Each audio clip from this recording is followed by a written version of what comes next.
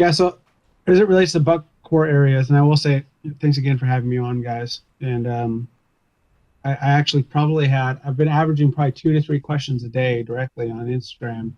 I think as a result of the podcast that we had together. So it's pretty good. I enjoy doing that, and I enjoy answering those questions when people are reaching out. But as a result, or as it relates to buck core areas, um, the difference is north to south. It also depends on where we're talking north to south. Right now, I'm kind of thinking in the dichotomy of south of the Mason-Dixon, kind of where you guys are along the southeast, and then up into the Midwest. It gets kind of different, and we can talk about it later as we get into like places like Pennsylvania. It depends on if we're talking A country or straight like mountain hill country. But I guess one of the biggest differences is the size of the core areas. They seem to be tighter, especially as we get into the late fall and winter months. For bucks up into the Midwest or like Michigan, up into Minnesota, North Dakota, South Dakota, they seem to be much tighter up there versus the South, where they can get pretty, depending on the amount of pressure, they can get larger than what you might see up there. But then also the amount of times, and we kind of talked about this prior to the podcast, and maybe it's a whole nother podcast that we could talk about. But there seem to be more, I guess, what I would call core areas throughout the year. And again, like for people who didn't listen to the first podcast, I'll say it again now. I'm not a biologist. I don't pretend to be. I can only say what I see in the data. But what it seems to be like in the South is there can be bucks that have 4 or 5 or 6 areas throughout the year that they'll call home. Whereas as you head north, it can get into like 3 or 2 areas or even 1 or 2 areas where they're calling home in an area, especially as they get older and they get more mature. So I guess that would be one of the biggest things. Oh, I've got a visitor. I'm sorry, guys. Oh, you're good. Oh, thank you. My daughter just brought me a beer. So, thank you, honey. Go daughter. Sorry about that, guys. So as you get north, and I think there are many reasons for this. Again, I'm not a biologist. I feel like I have to keep saying that because I'm constantly talking to people who are much smarter than I am. So when I bring them these questions or when I see these observations, I'll have like one presupposition about the reasons why things are happening. Then they'll, supply me with a totally different reason why it's actually happening or how they can test why these things are happening.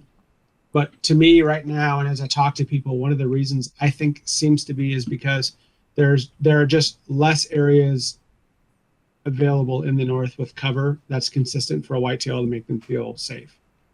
So whereas in the south there might be, like we said, 2, 3, 4, 5, 6 areas where a buck can feel safe. So if they get blown out of one area, they've got another place to go to.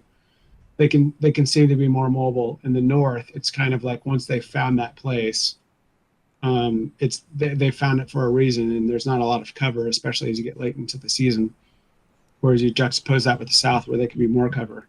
Again, this is not by any means a scientific finding of mine or something I can say is set in stone.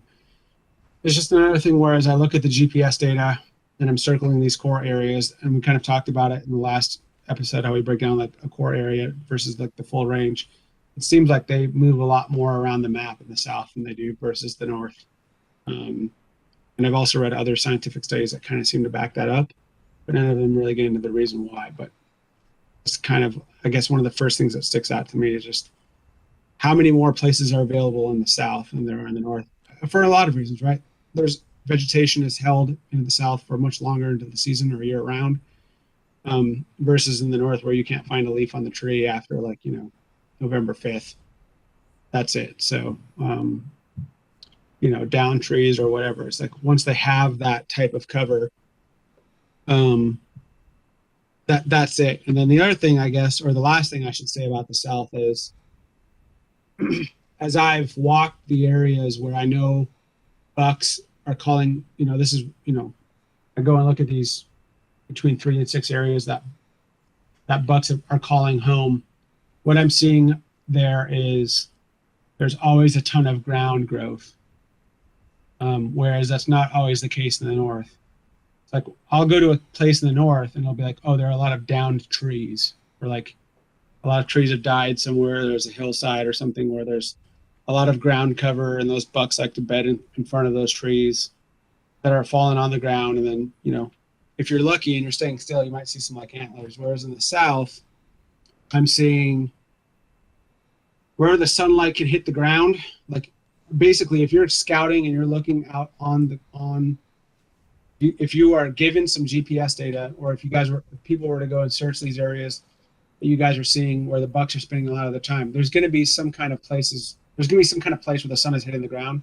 There's a lot of ground growth that provides that cover that kind of is there for them perennially.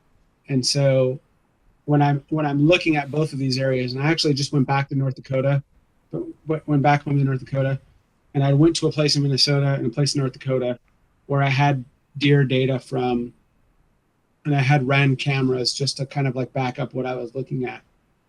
And there's some ground growth during the early part of the season, but then by the end of the season, it's all bare there. But what there is there's a lot of down branches, a lot of down trees. So there are things on the ground to obstruct the buck's view. To obstruct a hunter's view of the buck. And if the buck is staying still enough, it'd probably be very difficult to see them there. But it's nothing compared to the south, where when I'm walking around these places, it's like bush all over the ground. And if you're not up high enough and you're not looking directly down on where these deer are, they're either on the bed of it or on the end of it, or right on the inside of it. And it would be very difficult to see them on the ground. And they're usually backed up to something that's even thicker that you wouldn't even dream of getting into. So there are all kinds of different types of growths that happen. So those are kind of like, again, my observational data based on the GPS data, me getting on the ground and looking at these areas. Those kind of, but the common thread there, I guess, is they're looking for as much ground cover as they can. That still helps them use the wind and their vision, which we kind of talked about before, and I think was even a point of contention for us, which is good. Because right after our last podcast, I went back and was like double checking like my observations, and I'm still kind of wedded or married to the observation that even in the thickest areas, they're choosing areas where they can still see more than you would be able to on any part of that property.